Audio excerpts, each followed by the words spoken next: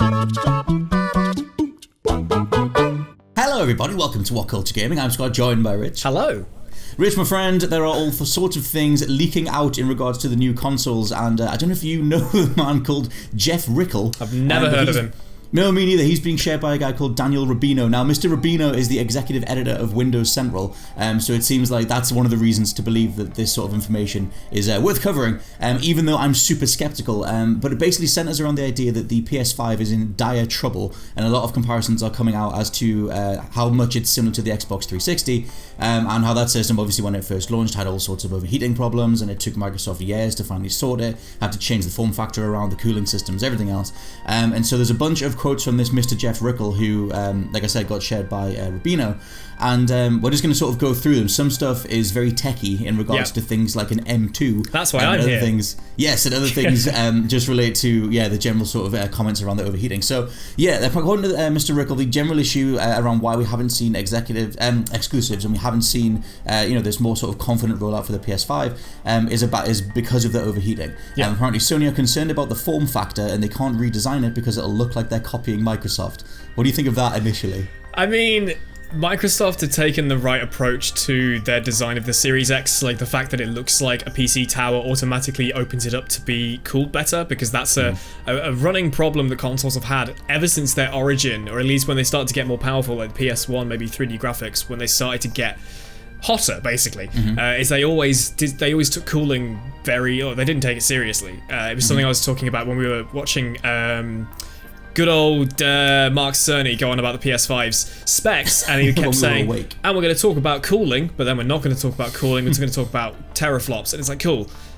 Not cool, actually. Literally not cool. That sort of things stand out a bit because they obviously, like you said, the Series X, like they led with, we've got this entire massive open top thing. Yeah, that's the thing. Like I did a quick check before we started the recording, and when they released the big the blown up Series X, they've shown you like all the boards and stuff. The top, obviously, the big top grill, which had the green glow, that is a big exhaust port, and the case fan they've got for the Series X takes up the entire diameter of that. So that's going to be at like at least 140, if not bigger, millimeter diameter fan, which is probably the biggest fan we've ever seen in a console. So it shows that Microsoft are actually taking cooling things seriously, because even Microsoft themselves, going back to the 360, the 360 was notoriously bad for cooling because of its design. And it looks like they go, right, okay, we're going to give you a big box with a big vent on it. That's going to work really well for us. And it will, because you look at something like the PS4 Pro, which you have, it doesn't sound like a jet engine when it spins up, because the cooling they've actually given it was pretty piss poor, quite frankly. Yeah, it seems that they've kind of struggled with it for a while. So apparently right now, most developers that have been given the PS5 dev kits, apparently the hardware is failing at an alarming rate. And apparently the system, the PS5, can't maintain clock speed. And apparently this is where you come in, because the M2 apparently gets very hot very quick, and the PCIe 3.0 M.2 also gets hot. What the hell does that mean? I mean, the thing, he's saying the M.2 gets hot quick, and then but then also an M.2, so he's basically saying the same thing. In case you don't know, an M.2 is a type of connector, and the SSD that I'm guessing that they're using in the Series X, the Series X, the PS5, is an M.2 SSD, and it kind of looks like a RAM stick, but it is a solid state drive. It's a lot smaller, and it's a hell of a lot faster than what we're used to. It's been a standard in PCs for quite a long time, and obviously now it's moving over to consoles, makes a lot of sense. And yes, they can get warm, as do any component in a machine, in a computing machine. But usually, especially on the PC side, because I've got an M.2 in my PC right now, you only need to give it that little bit of help. You don't need to give it its own dedicated cooling in order to keep it cool. The only way that the PS5 is potentially cacking out on an M.2 is if they're quite literally putting it in its own little box and leaving it to choke. So either Sony are being really stupid with their M.2, which obviously when we watched Mark Cerny's thing, all he was talking about was the SSD. Like, that's the big selling point. If that is the main selling point, they're not going to screw it up by putting it in its own little box, surely. Yeah, you would assume not, yeah. Yeah. There's also, there's a direct comparison. Like I said at the very beginning, this guy, Mr. Rickle, makes the exact comparison to how much the Xbox 360 overheated, and just the ridiculous failure rate on that thing. I mean, I had the red ring of death. I think most people did. I had it once, but it wasn't so bad that I needed to send my 360 back. Okay, I ended up trading mine in because everybody I knew back then just had it.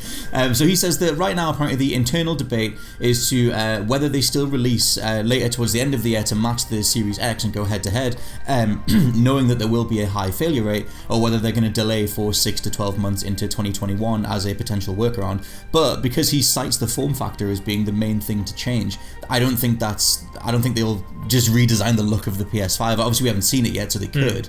That seems like a hell of a... is that one of the only ways you could do it? That's the thing that kind of pushes this whole spiel into sort of the truth, the fact that we haven't seen the PS5 yet, so we don't know what it looks like, and they could still be looking at a form factor. Maybe they had a design, a shell idea, concept, and they're trying to squeeze everything in there, and it looks like Microsoft just went, right, here's all the hardware we have, we're pushing everything a lot further forward than we have with the Xbox One, and same with PS4, let's build the whole machine around keeping everything cool.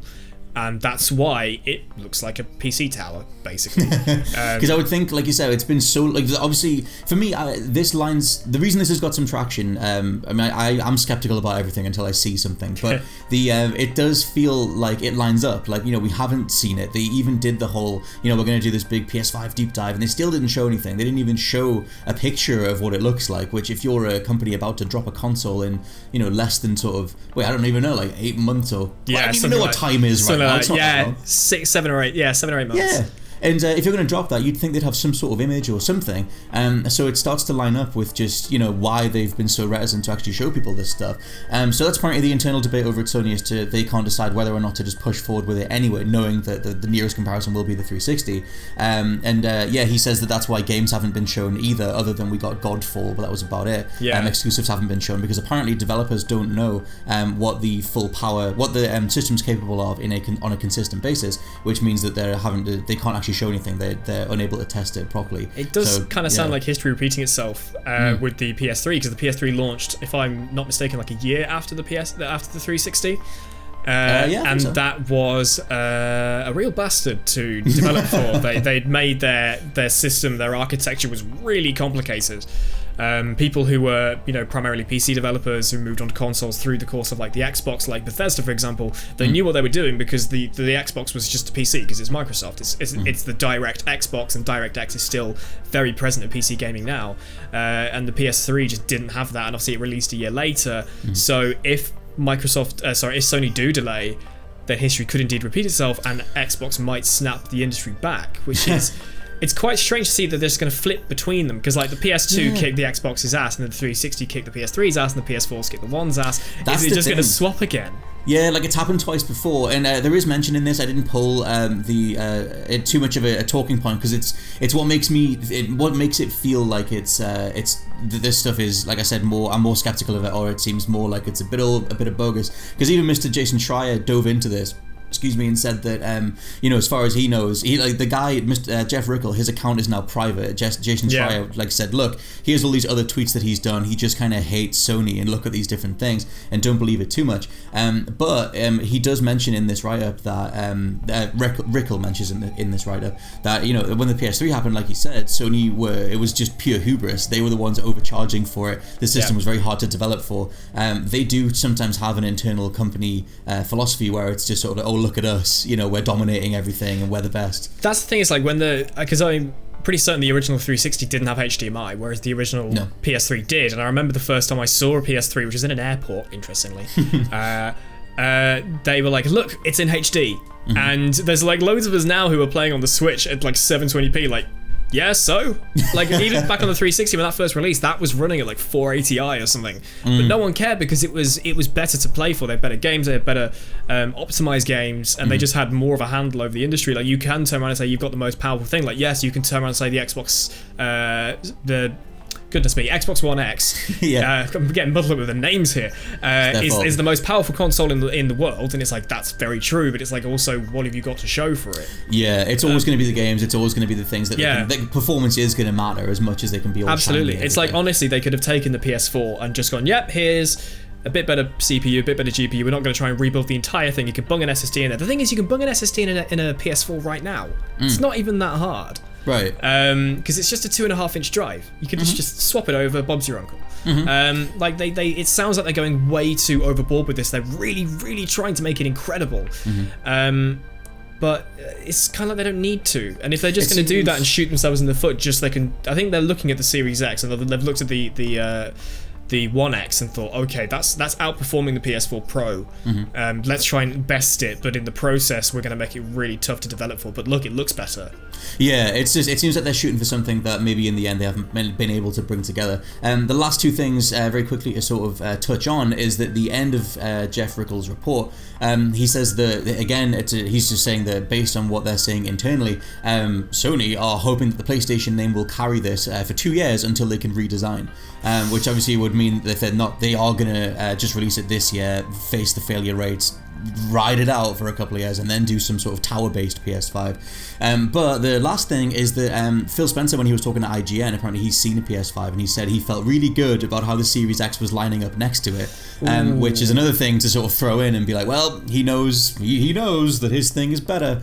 So you can read it how you want, but things like that, it seems like there's an element of truth to this stuff. It's just that Rickles' history with bagging on Sony makes me doubt him. I think that the part of his report that we can take as more of like a not necessarily fact, but the thing that's a bit more realistic is, yes, the idea that we don't know what this thing looks like, we don't know how it's going to be built, we don't know how it's going to be cooled, because that's apparently the big issue here.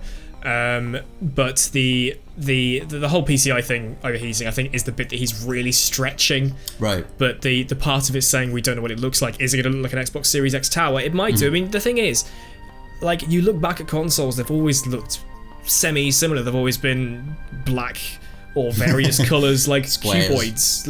You know, that's just how they've been. If they transition into becoming more of a tower-based system to be reminiscent more of a PC that has got better cooling because of its shape, then that's maybe just the evolution that they go in. If they both did it and they both revealed them like almost back to back, then I don't think anyone would be caring about who copied who.